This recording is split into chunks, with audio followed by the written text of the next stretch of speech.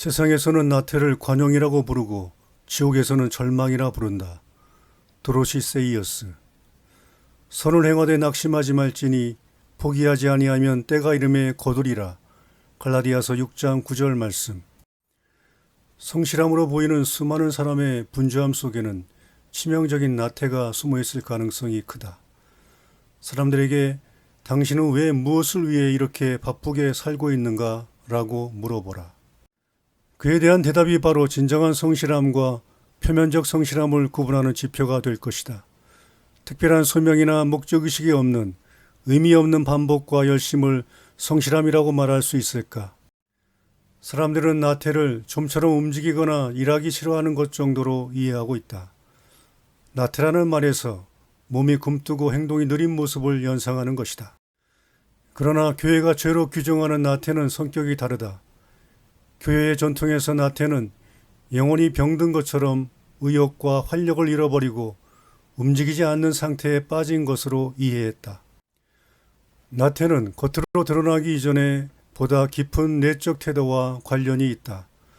카시아누스는 이 나태의 유혹에 넘어가면 하나님을 향한 몰입이 무너지기 때문에 나태를 수도사들에게 가장 무서운 적이라고 보았다.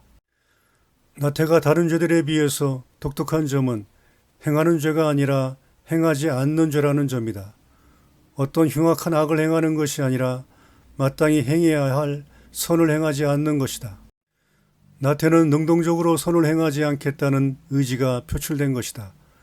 교회가 나태를 죄로 여기는 핵심적인 이유는 이것이 무엇보다 하나님 사랑과 이웃 사랑의 계명을 거스르기 때문이다. 나태는 하나님께 드려야 할 예배와 섬김과 사랑을 충분히 드리지 않는다. 하나님을 향한 나태는 사람을 향한 나태로 이어진다. 그리스도인은 나태를 결코 가볍게 생각해서는 안 된다.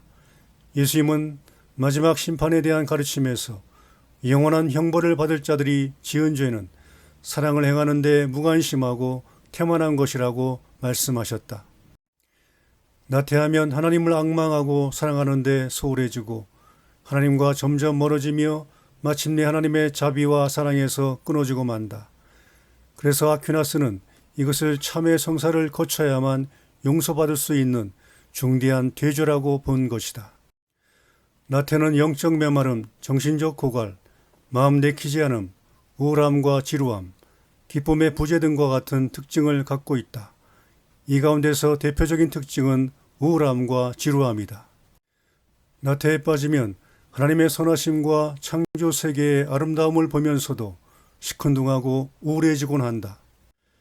하나님께서는 만물을 창조하시고 흡족해 하셨고 인간에게 세상과 그에 속한 모든 것을 활용해서 문명과 질서를 세우도록 명령하셨다. 그런데 이런 창조 세계 안에서 하나님을 섬기고 그분의 명령을 수행하는 것을 지루한 일로 취급하는 것은 하나님을 지루한 분으로 취급하는 것이다. 나태의 특징 중에서 빠질 수 없는 것은 미루는 성향이다. 내일 하지 뭐, 이런 말은 나태한 사람이 쉽게 하는 말이다. 어떤 일이든 약간 힘들거나 귀찮아지면 내일로 미루는 것이다.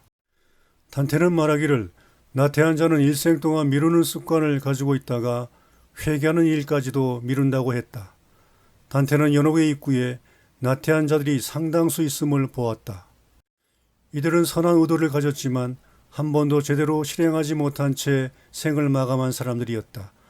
회개하기를 끝까지 미루었던 나태한 자들은 그렇게 미루며 사는 인생의 기간만큼 연옥 입구에서 맴돌아야 하는 대가를 치러야 했다. 게으른 사람은 자기 연민에 잘 빠지는 경향이 있다. 이들은 다른 사람이나 다른 대상에게 돌려야 할 관심을 자신에게로 과도하게 집중한다. 나태한 사람은 힘들고 어려운 상황에 처할 때면 자기 연민에 깊이 빠져서 한탄한다. 하나님은 더 이상 내 삶에 상관하지 않으신다. 이 부조리한 세상 될 대로 되라 라는 식으로 자기 연민에 빠져서 자포자기하고 기도조차 하지 않는다. 이런 사람에게는 그 어떤 희망도 없다. 소망이 사라진 것 같은 때에도 여전히 하나님은 계시고 하나님의 은혜는 감춰져 있다. 그러나 자기 연민에 빠져있는 나태한 사람은 하나님과 하나님의 은혜를 볼 수 없고 보려고 하지 않는다.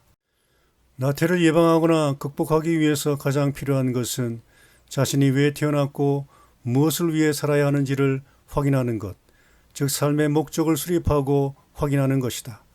확고한 목적의식과 소명의식은 이를 힘차게 추진할 수 있는 동력이다. 목적의식과 소명의식은 도중에 어떤 난관에 부딪혀도 포기하지 않고 다시 일어날 수 있다. 하나님께 부름을 받았다는 소명의식은 삶을 이끌어가는 최고의 힘이다. 그리스도인은 차원이 다른 목적을 지닌 사람이다. 웨스트민스터 교리문답서는 사람의 제일 되는 목적이 무엇인가라는 질문에 하나님을 영화롭게 하고 영원토록 그를 즐거워하는 것이라고 답한다. 중년기에 가장 위협적으로 작용하는 죄는 바로 나태다. 중년기는 자녀들을 다 키우고 생활도 안정되어 있으며 특별히 추구해야 할 목표가 없기 때문에 현실에 안주하고 싶어지는 시기이기 때문이다. 그러나 갈렙은 80이 넘은 고령에도 불구하고 이 산지를 내게 주소서라고 외치며 전쟁에 나가고자 하는 뜻을 표했다. 그에게는 헤브론 지역을 차지하라는 하나님이 주신 신성한 목표가 있었기 때문이었다. 낭망하는 것은 나태에 빠질 위험을 가중시킨다. 다윗은 낭망할 수밖에 없는 처지에서 이렇게 기도했다. 내 영혼아, 내가 어찌하여 낙심하며 어찌하여 내 속에서 불안해하는가. 너는 하나님께 소망을 두라. 그가 나타나 도우심으로 말미암아 내가 여전히 찬송하리로다. 시편 42편 5절 말씀. 그리스도인은 도움이 없는 상태보다 소망이 없는 상태가 훨씬 더 무서운 것임을 깨달아야 한다. 궁극적인 미래에 대한 소망으로 인내하며 구체적인 한 걸음을 내디뎌야 한다. 온통 불의가 횡행하고 절망적인 상황이 득세하더라도 냉소와 패배주의에 넘어가지 말아야 한다. 하나님의 정의와 공의가 결국 승리한다는 분명한 믿음과 소망을 가져야 한다. 불의한 것에는 아니오라고 말하며 자기의 몫을 묵묵히 감당해야 한다. 항상 기뻐하라, 쉬지 말고 기도하라, 범사에 감사하라. 데살로니가전서 5장 16절로 18절 말씀. 일상에서 선을 행하고 다른 사람의 선행을 격려하는 일에 게을리하지 말자. 하나님의 영광을 위해 지난해보다 올해, 어제보다 오늘, 바로 지금 여기에서 더 사랑하며 선을 행하며 살자. 우리가 선을 행하되 낙심하지 말지니 포기하지 아니하면 때가 이름에 거두리라. 갈라디아서 6장 9절 말씀. 아멘.